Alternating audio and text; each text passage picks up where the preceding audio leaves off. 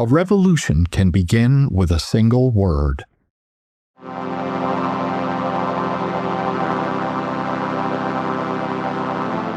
The simplest shapes, when thoughtfully formed and combined, have changed the course of history.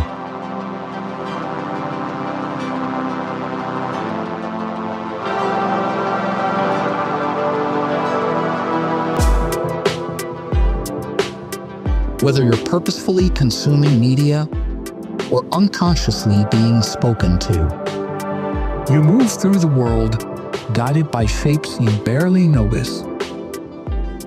Arrows, numbers, headlines, logos. Quiet signals telling you where to go, what to buy, who to trust, what to fear. You follow type like streetlights at night. It directs you, it informs you, it persuades you, it attracts you. It tells you which door is the exit and which voice is the authority. It can whisper or command. Every minute of your life, letters are shaping your decisions.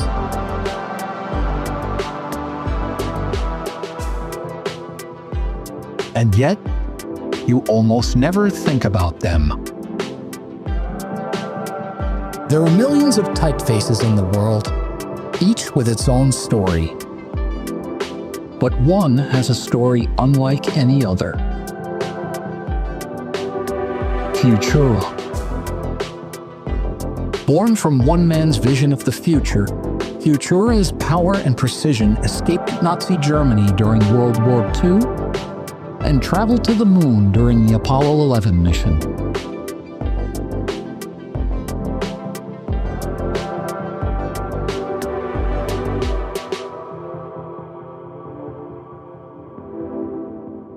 That journey began before letters even existed. Long before Futura was ever thought of.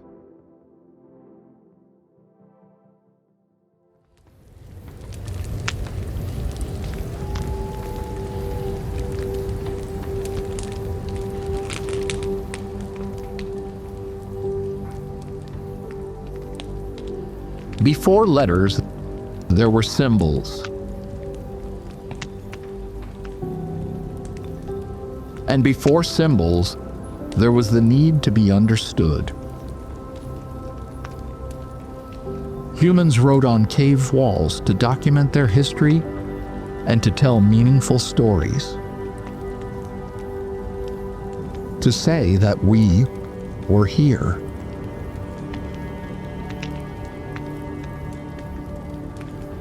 Over time, marks became systems, and systems became language. Once we moved from caves to ink on paper, we could tie personality and beauty to our letters.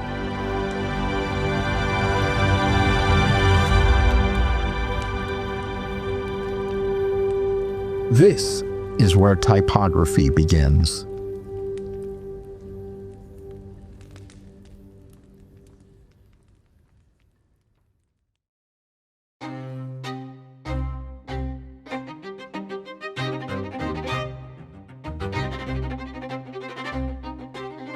When ink first touched paper, every letter was drawn by hand, every page unique. That all changed in the 1400s, when inventor Johannes Gutenberg invented movable type and perfected his printing press, a machine that could reproduce text using metal molds, making books more accessible. Knowledge was no longer limited to scholars or the wealthy elite. Ordinary people could now learn to read, educate themselves, and form their own opinions. As the demand for written materials increased, the lettering of the books themselves were crucial. Printers needed a writing style that readers would trust. These beautiful letters became known as black letter. However, its dense, angular forms were difficult to read in large amounts of text. Because of this, black letter was refined. Small strokes at the end of forms called serifs appeared. Over centuries, serifs became essential in written communication. Its forms evolved to become a more modern and readable in blocks of text. But by the early 19th century, the world was changing quickly.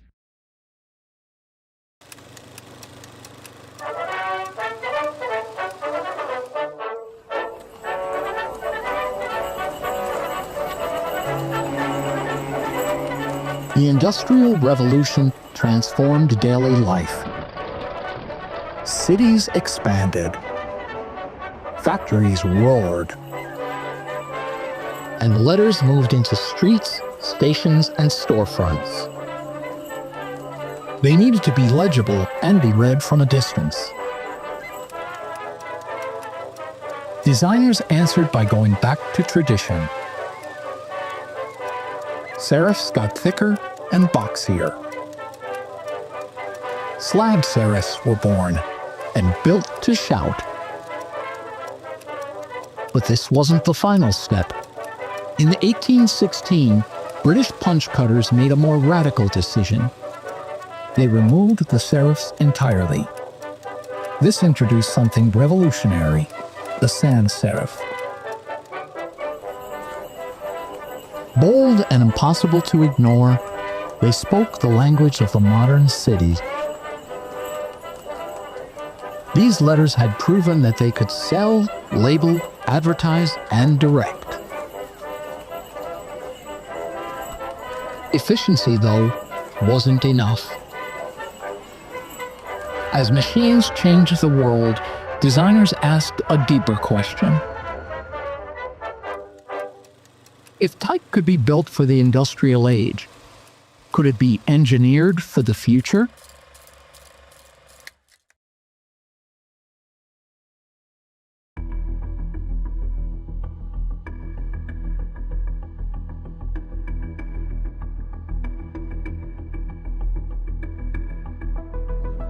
By the early 1920s, countless designers were trying to answer this question. At the Bauhaus School in Germany, everyday objects were reduced to their simplest form. This same logic extended to typography. If buildings could be built from simple shapes, why not letters? The idea was good, but not perfect. Letter balance was a crucial element. Simply fusing shapes made for a visually imbalanced letter. They were awkward and unartistic.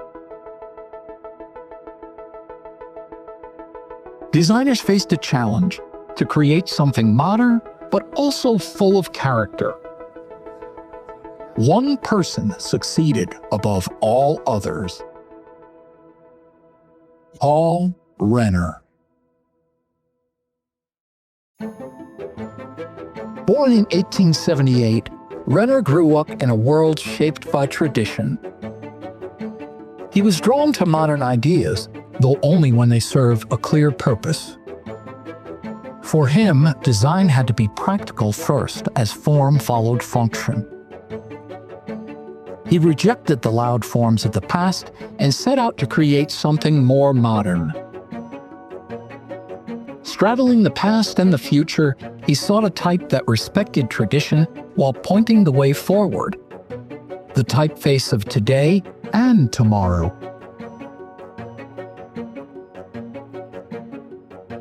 In 1924, Renner began to draw and test his work, studying how his letters behaved.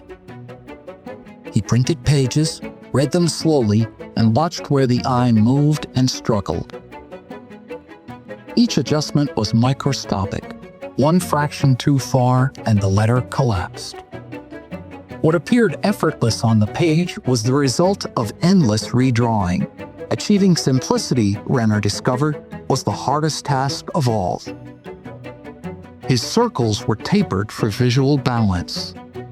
His lines were stretched and straightened. And his X heights were increased to the perfect length. Renner redrew his letters for over 3 years. Finally, in 1927, he achieved his desired outcome.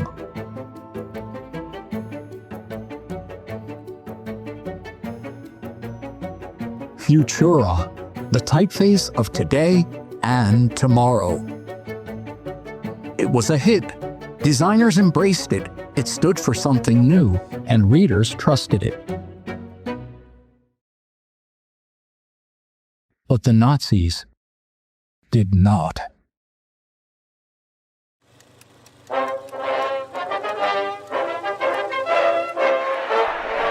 Type is never neutral. In the 1930s, during World War II, letters became political weapons in Germany. The Nazi Party believed culture should serve ideology. They heavily promoted black letter. Hitler saw it as the symbol of German identity, claiming it represented tradition and obedience. Modern typefaces, like Futura, were labeled dangerous. Renner rejected this. In 1932, he published an anti-Nazi essay critiquing their ideologies. He thought that black letters' legibility was an issue, and clear letters helped people think freely. To the Nazis, this belief was intolerable. Those who resisted were silenced through arrests, censorship, and heavy intimidation. Artists and expressionists were stripped of their positions and forced into exile. Independent thought was treated as a threat. Renner became an easy target. He was arrested, and most of his essays were pulled from circulation. He was put under intense political pressure and surveillance. His ideas were labeled dangerous, and his name was quietly erased from official discourse. Renner was shut out of Germany's cultural conversation. The country he had tried to improve no longer wanted his voice. In 1933, he fled to Switzerland after the Nazi Party called for his imprisonment.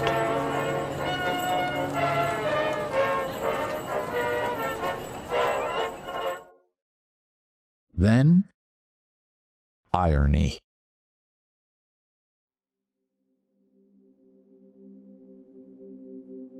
In 1941, the Nazis abandoned black letter, calling it foreign and unreadable. They returned to Futura and wanted it to become the voice of the modern Nazi regime. But it was too late. Futura had already escaped them. It was now an international bestseller and had become the emblem of a forward-looking world. Futura didn't belong to Germany.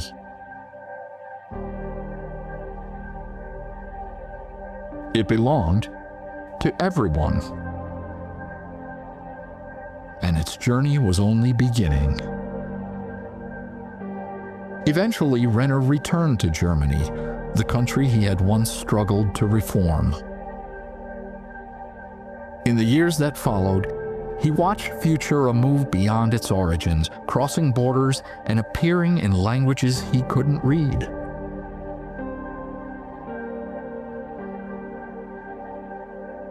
After a lifetime of defining the future of modern type, Paul Renner passed away quietly in 1956 at the age of 78. Yet the future he imagined endured.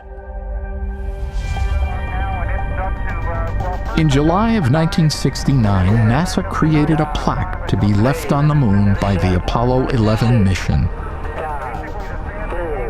They chose a typeface whose clean strength carried the spirit of human ambition and the triumph of overcoming impossible odds.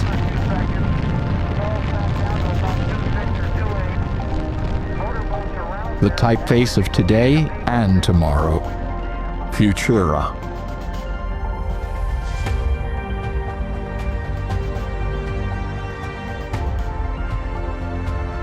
In its lines and curves is its story of how we see, how we imagine, and how we reach beyond ourselves. And as we keep designing the future with new typefaces, they will carry our words farther than any rocket ever could, leaving our mark not just on the moon, but on history itself.